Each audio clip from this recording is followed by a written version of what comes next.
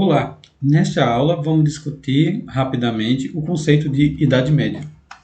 A leitura que fazemos sobre um período histórico específico carrega uma grande dose do próprio tempo em que vivemos. Dizendo com outras palavras, interpretamos o passado a partir do presente. As nossas experiências atuais influenciam a maneira como enxergamos o que se passou. Um período de muita má fama e que serve de exemplo do que estamos colocando aqui é a Idade Média. A própria designação, resultado de uma primeira tentativa racional de periodicização da história em escala mais ou menos global, feita na era do Renascimento, já indicava o que se deveria esperar ao observar o que se passou nela. Era a Idade Média, portanto a medíocre, intermediária. Muito diferente era a Antiguidade, tempo dos maiores dos homens, dos ditos clássicos.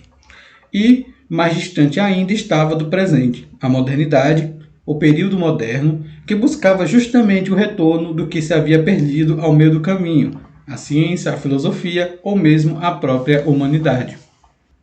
Idade Média também era chamada de Idade das Trevas, tempo no qual teria prevalecido uma perseguição ao conhecimento livre, o engessamento filosófico, a distorção dos ensinamentos dos filósofos da Grécia Antiga, sob a tutela da Igreja Católica, instituição considerada retrógrada, aquela que excomungou Galileu no século XVII. Facilmente poderíamos desmentir afirmações tão duras. Era somente perceber que o que entendemos como escola, universidade, foi desenvolvido nesse período e não era bem verdade que não havia um desenvolvimento científico.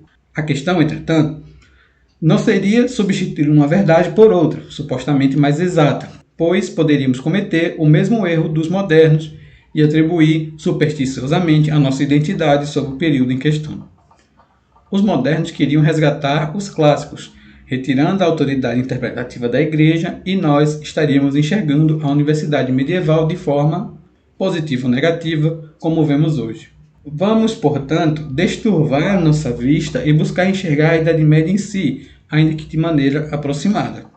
Os marcos temporais tradicionais da Idade Média são, de seu início, a queda do Império Romano do Ocidente, em 476 d.C., e do seu fim, com a queda de Constantinopla, capital do Império Romano do Oriente, em 1453, evento que teria impulsionado, em consequência, a expansão marítima europeia.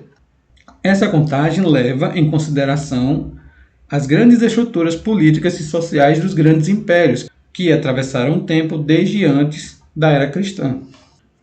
Onde a Igreja cristã entra?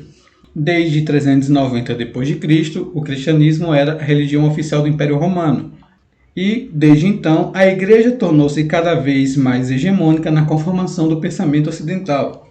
O Império caiu, a Igreja permaneceu, incorporando-se inclusive aos reis germânicos, os bárbaros que outrora provocaram a ruína de Roma. Em 800 é formado o Sacro Império Romano Germânico, uma associação entre Igreja e Estado sob a liderança de Carlos Magno, convertido ao cristianismo e que persistiu até 1806, por ocasião das Guerras Napoleônicas.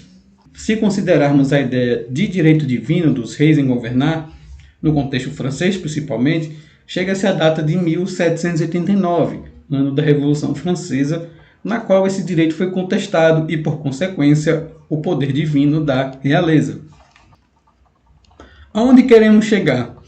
Se considerarmos o contexto das ideias, da religião específica, dada sua importância no período medieval, teríamos uma Idade Média bem mais longa, que teria durado não de 476 até 1453, mas de 390 até pelo menos 1789 ou 1806, em vez de 1.400 anos em média.